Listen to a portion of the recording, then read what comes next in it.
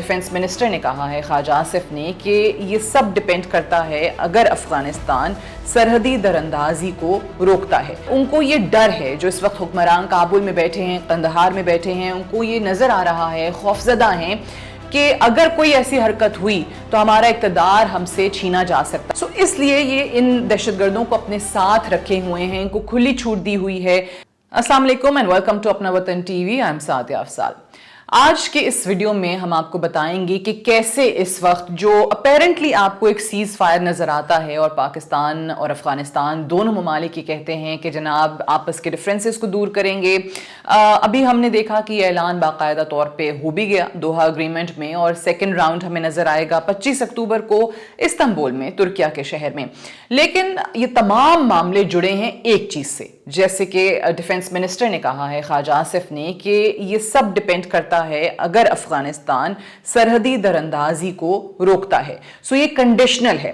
लेकिन आज इस वीडियो में हम आपको बताएंगे कि कैसे ये बहुत मुश्किल बल्कि नामुमकिन नजर आता है कि अफगान तालिबान हुकूमत इन दहशतगर्द अनासिर के खिलाफ एक्शन ले। क्या वाकई वो सीरियस दिखाई देते हैं आपको ये सरहदी दरअंदाजी रोकने में? तो इसका जवाब है ना।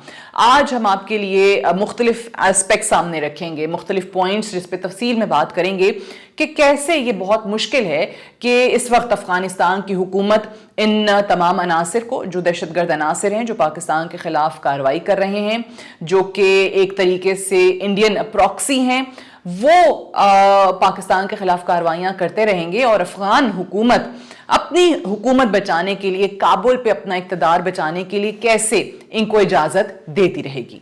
सबसे पहला नुक्ता, इस वक्त अफगानिस्तान में तालिबान हुकूमत कमजोर बुनियादों पे खड़ी है और वो ये जानते हैं कि यहाँ पे कोई दस्तूर भी नहीं है, ना ही कोई कायदा है। जिस तरीके से वहाँ के रोजमर्रा के मामला चलाए जा रहे हैं वो सबके सामने है। बहुत ही कमजोर बुनियाद है इस उबूरी हुकूमत की, और उनको ये डर है, जो इस वक्त हुक्मरान काबुल में बैठे हैं, कंदहार में बैठे हैं, उनको ये नजर आ रहा है, खौफजदा हैं कि अगर कोई ऐसी हरकत हुई तो हमारा इक़्तिदार हमसे छीना जा सकता है। और ख़ास तौर से जिन लोगों से हम ये इक़्तिदार छीन कर आए थे वो भी बड़े मौके की तलाश में बैठे हैं कि कोई ऐसी हम स्टेप उठाएं जिससे उनको ये लगे कि काबुल हुकूमत इस वक्त कमज़ोरी दिखा रही है और वो टेक ओवर कर लें और हमारा इक़्तिदार हमसे छीना जाए।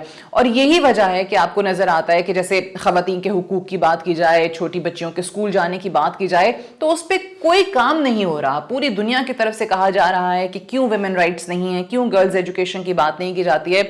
वो इसलिए कि वो अपनी तरह के सोच रखने वाले जो लाइक माइंडेड ग्रुप्स हैं उनको साथ मिलाना चाहते हैं, उनको नाराज नहीं करना चाहते हैं, और उनको ये लगता है कि अगर हमने ये इजाजत दे दी तो हमारे अपने लोग ही हमसे नाराज हो जाएंगे और हमारे खिलाफ कोई कार्रवाई कर देंगे। दूसरी सबसे अहम बात ये कि ये जो दहशतगर्द अनासिर हैं जिनको हम टीटीपी का नाम देते हैं या इंडियन स्पॉन्सर्ड दहशतगर्द जो आपको नजर आते हैं, ये और अफगान तालिबान जो हुकूमत में बैठे हैं, इनके नजरियात, इनकी आइडियोलॉजी, फिलॉसफी अगर कोई है तो वो एक जैसी ही है। आपको इनके ख्याल, जिस तरह मैंने कहा कि गर्ल्स एजुकेशन के मामले में देख लें, ये सब एक ही तरह से सोचते हैं। औरतों को हुकूक नहीं देने हैं, बच्चियों को स्कूल नहीं जाने देना है, तालीम नहीं रखनी है। अब इनको ये लगता है कि अगर हमने दहशतगर्द अनासिर को, टीटीपी को, फितना खवारिज को नाराज कर दिया किसी भी बात से, तो फिर ये हमारे जो मुखालिफ ग्रुप्स हैं और ख़ास तौर से जो दाइश वहाँ पे एक्टिव है, ये उनके साथ मिल जाएंगे, जो कि उनको सूट नहीं करता। सो इसलिए ये इन दहशतगर्दों को अपने साथ रखे हुए हैं, इनको खुली छूट दी हुई है। इंडिया के हाथों में ये खेलते हैं, बल्कि अफगान हुकूमत की मदद से दहशतगर्द अनासिर जो हैं वो इंडियन हाथों में खेलते हैं। पैसे भी मिल रहे हैं, फिर ये असलहा भी अफगान हुकूमत से खरीद रहे हैं जो पाकिस्तान के खिलाफ इस्तेमाल होता है, पाकिस्तान के खिलाफ कार्रवाइयाँ होती हैं भारत की ईमा पे, भारत के फंड्स पे। अब ये तमाम तर चीज़ें तालिबान से अगर कोई ये कहे कि जनाब शायद कैपेसिटी नहीं है, तो no, it's nothing like that. They have the capacity, they do not have the intent. वो करना ही नहीं चाहते हैं क्योंकि उन्होंने इनको अपने लिए इस्तेमाल करना है। क्यों?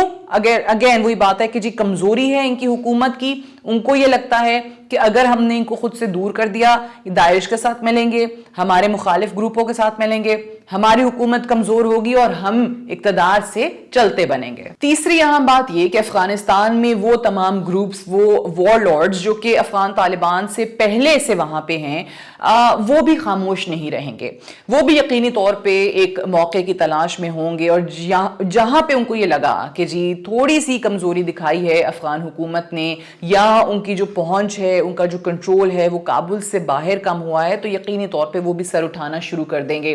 پھر ان سے یہ جو دہشت گرد عناصر ہیں، ان سے کابل کی یا افغان طالبان حکومت کی جو دوری ہے وہ بھی ان کے فائدے میں نہیں جائے گی، وہ سارے گروپس اکٹھے ہو جائیں گے، ان کے جو طالبان کے گروپس ہیں وہ آپس میں لڑنا شروع کر دیں گے، اور ان کو صاف دکھائی دیتا ہے کہ جی ایسا ہوا تو we are going to lose control over Kabul, over Kandahar, اور پھر ہر طرف آپ کو انتشار، لڑائیاں اور قیاس ہی نظر آئے گا۔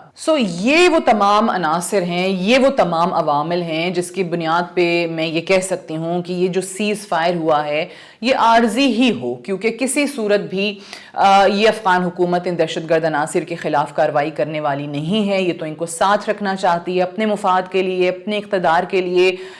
لیکن دونوں صورتوں میں اگر آپ دیکھیں کہ کابل حکومت کے لیے فیصلہ بڑا مشکل ہے، پاکستان نے واضح کر دیا ہے کہ آپ ایکٹ نہیں کریں گے ان عناصر کے خلاف، تو پاکستان خود ان لوگوں کو جہاں سے یہ حملہ کر رہے ہیں وہاں ان کے گھر میں نشانہ بنائے گا۔ پاکستان کی جو سیکیورٹی ڈاکٹرین ہے وہ مکمل تبدیل ہو چکی ہے، یہ اسٹیٹ آف پاکستان کا ڈیسیجن ہے، لہٰذا کابل کے لیے فیصلہ مشکل ہو گیا ہے، اور اگر فیصلہ نہیں بھی کرتے تو بھی ان کے لیے مسائل جو ہیں وہ بڑھ جائیں گے، مشکلات بڑھ جائیں گی، کیونکہ یہ سیز فائر بھی سرحدی دراندازی کو روکنے سے ہی مشروط ہے۔ آج کے لیے اتنا ہی، thank you so much for watching. Pakistan زندہ باد۔